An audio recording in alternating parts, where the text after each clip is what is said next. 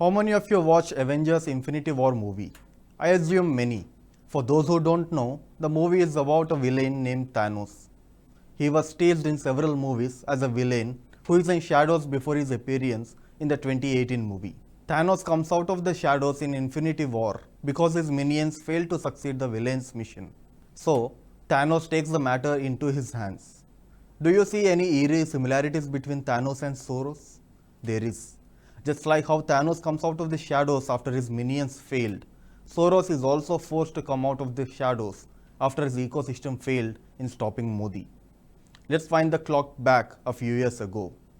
Before the 2019 elections, the Modi government was rocked with Rafale allegations. The opposition used this as an electoral weapon against Modi. They hoped it would dethrone him in the 2019 elections, but they failed. Modi won the elections with a bigger majority than what he got in 2014. Then India started to witness unprecedented changes. First, Article 370 was abolished. Then Parliament passed the CAA bill. Later, Supreme Court gave Ayodhya dispute verdict in favor of Hindus. Although it was the court's decision, since BJP fought for it, many view it as a BJP's victory. These three happened in the first 6 months after Modi won for the second time. These moves rattled the anti-India ecosystem. Many believed the BJP government wouldn't touch Article 370, but they did. Ayodhya dispute verdict came in favor of the Hindus. Even CAA was seen as a big move. Those who wanted India to be a weak nation understood it would strengthen Modi's image for future elections. They decided to stop Modi. One of them is George Soros. Rather than calling him a billionaire or a philanthropist, let's call him a Jew who is banned from entering the Jewish state of Israel. He is a Hungarian, but he was forced to leave the country, as it viewed him as a threat. This Soros came out of the shadows for the first time in 2019 and spit venom on the Modi government. He peddled the fake narrative on CAA and spoke about imaginary Muslim genocide. He called Modi a Hindu nationalist and said he would spend $1 billion to fight such nationalists around the world. We all know what happened later. The national capital was rocked with protests. This led to the Hindu pogrom in the Delhi riots. Later, the country was humiliated in the name of farmers' protests. Foreign newspaper tried to malign Modi's image by running an unsubstantial campaign in the name of surveying through Israel's software Pegasus. There are many more issues. All these were clearly orchestrated and Soros' name appeared in one way or the other. Even Rafale controversy had Soros' involvement. He was in the shadows at that time. But when he understood that the ecosystem failed in dethroning Modi in 2019, he came out in the open. Soros, in a way, declared war against Modi. Then all incidents I mentioned happened one after the other. He and his ecosystem thought all these incidents would weaken Modi, but it didn't. In fact, his party won crucial Gujarat and Uttar Pradesh elections after these incidents. Although it's too early to predict, many analysts believe Modi will win the 2024 elections again. The ecosystem knows if Modi wins in 2024, it will weaken its hold on India. It also proved the ecosystem is failing to dethrone Modi. So, Soros is forced to come out in the open and attack Modi again. There are two things to observe here: what he said and when he said. He attacked Modi for buying Russian oil despite being a partner of Quad. To be honest, this is closed chapter now. The West tried to stop India from buying Russian oil. After running a smear campaign, they understood India will not back down. So they gave up. Now Soros is using this to attack Modi. Then there is Adani Hindenburg issue. Although the issue hasn't ended, it steadily moved away from the media's eye. Soros attacked the Adani group after the conglomerate revealed Adani Enterprises ended with profits in the third quarter. The group also announced that they are taking legal action against Hindenburg for short-selling story. When the conglomerate started to counter the narrative, Soros targeted Adani. Before Soros' attack, India was in headlines for three reasons. First, its assistance to Turkey. India was one of the first countries to help Turkey. Several videos have emerged where Turkish citizens are thanking India for their efforts to help Turkey. Second is the Aero Show. India not only made deals with several foreign companies, but also showed its indigenous capability. This Aero Show is one of the biggest ever organized by any Asian country. The third and the most important is the Air India deal.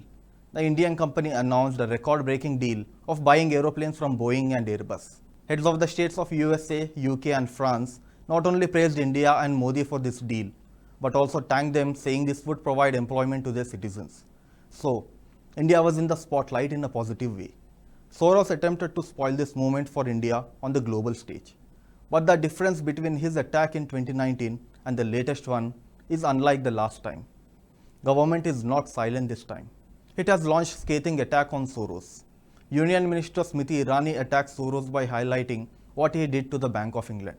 India's External Affairs Minister Jai Shankar, in his soft-speaking manner, attacked Soros, saying, I could take a view that the individual in question, Mr. Soros, is a old, rich, opinionated person sitting in New York who still thinks that his views should determine how the entire world works.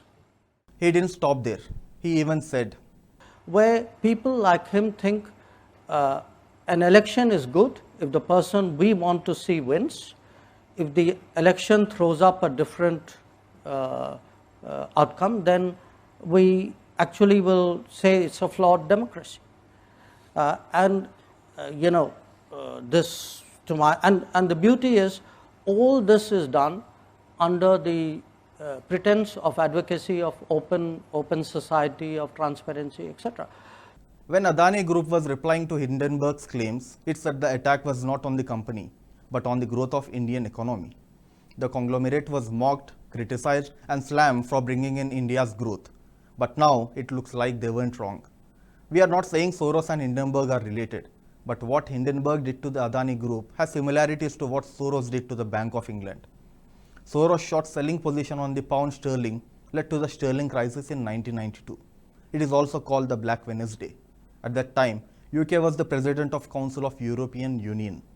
It was planning to become a member of European exchange rate mechanism. Soros was against this move. He created Black Wednesday. After this, UK was forced to withdraw sterling from European exchange rate mechanism and devalued the pound. Soros made a profit of over 1 billion by creating Black Wednesday. Because of this, he is called the man who broke the Bank of England. He even broke the Bank of Thailand, which led to Asian financial crisis. He is also said to be responsible for creating Arab Spring. The irony is, Soros speaks about democracy. After Modi met Trump at Howdy Modi event in Texas, Soros met then Pakistan PM Imran Khan. We all know several organizations, NGOs and leaders in India are having links with Soros or his organizations in one way or the other. He is using international institutions like VDEM and Freedom House by lowering India's position on a global scale. Soros also has a close association with Congress party leaders and the Gandhi family. When Rahul Gandhi was doing Bharat Jodo Yatra, Soros Open Society Foundation Vice President Salil Shetty joined him in October 2022. Even former PM Manmohan Singh's daughter Amrita Singh works for the Open Society Foundation. One of the close associates of Sonia Gandhi, Harsh Mander, is also one of the advisory board members of Soros Open Society Foundation. How deep Soros has his links in India is not a secret anymore. Unlike last time, looks like Modi is not willing to stay quiet when Soros is unleashing havoc in the country. Will his government take action on Soros-funded institutes? We have to wait and see. Please subscribe to Nationalist Hub English channel for more interesting videos, and don't forget to like and share this video. Nationalist Hub, it's a news revolution.